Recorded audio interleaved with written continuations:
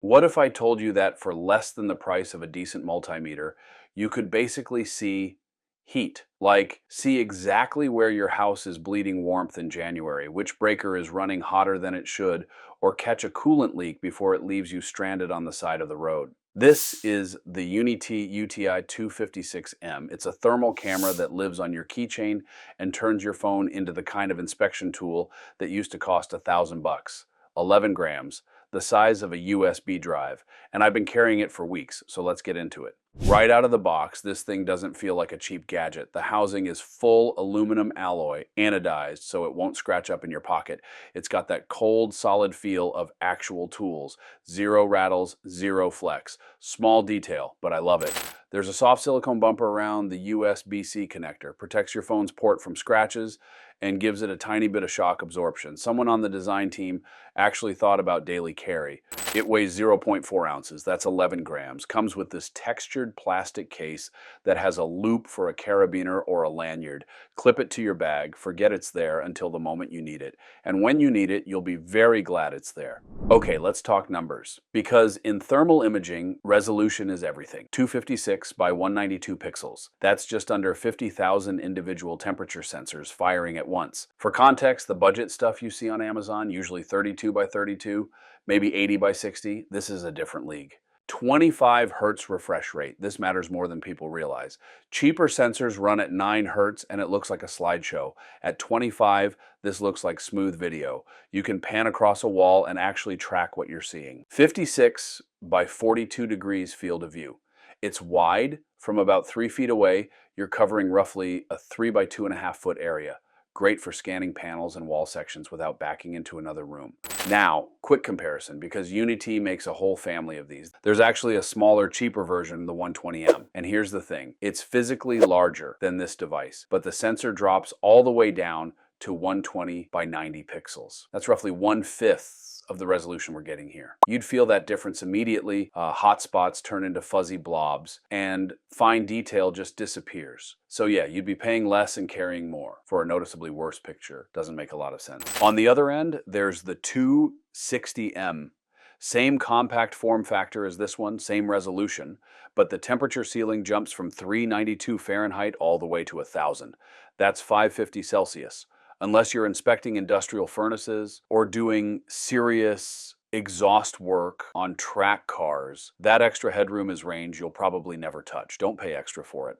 For most people, this one, the 256M, is the sweet spot. Better sensor than the cheap version, smaller body, and a price that actually makes sense. The app is called Thermal Mobile, and honestly, it's better than I expected. 6 color palettes: iron, rainbow, lava, white hot, black hot, and a couple others.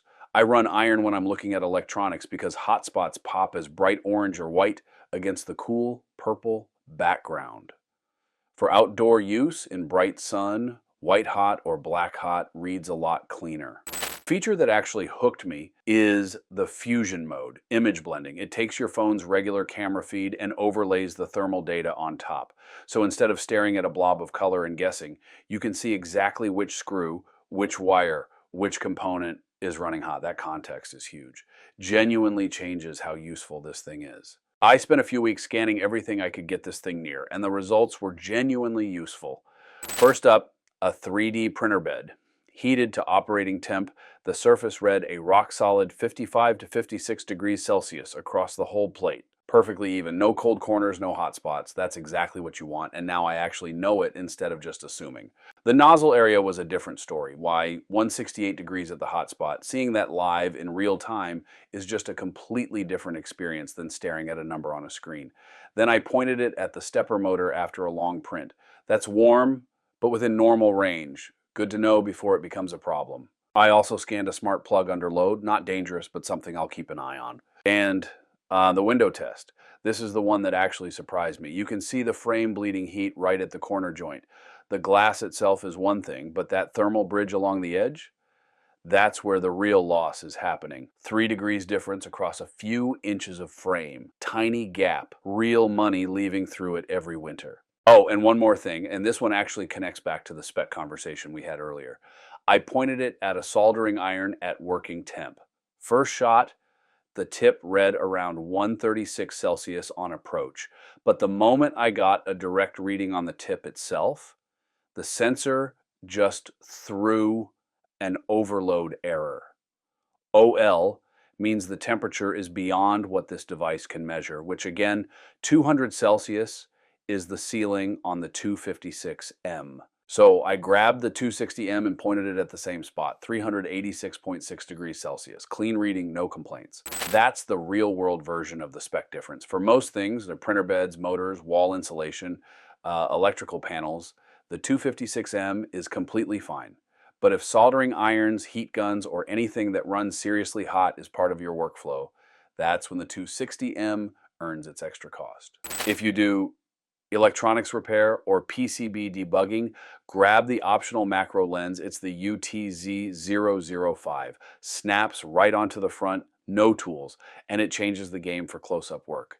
We're talking thermal signatures on individuals MD components, tiny resistors, IC chips. If you've got a board with a mystery short or a component running hot under load, this is how you find it in minutes instead of hours. The kind of diagnostic tool that repair shops charge a lot of money to use. So who's this actually for?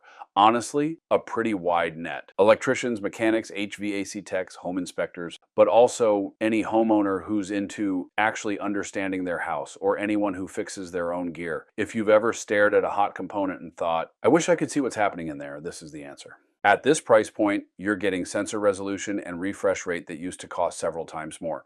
The FLIR One Edge Pro, great device, runs around $400. This undercuts it hard and gets you most of the way there for everyday diagnostics. Honest gear, built properly, pocketable, and it does exactly what it says. Links to the UTi256M and the macro lens are in the description. I'll drop a comparison chart down there too if you want to dig into the specs yourself. If this was useful, hit like, it helps a lot, and drop a comment. What's the first thing you'd scan with a thermal camera? I'll be down there reading them. See you in the next one.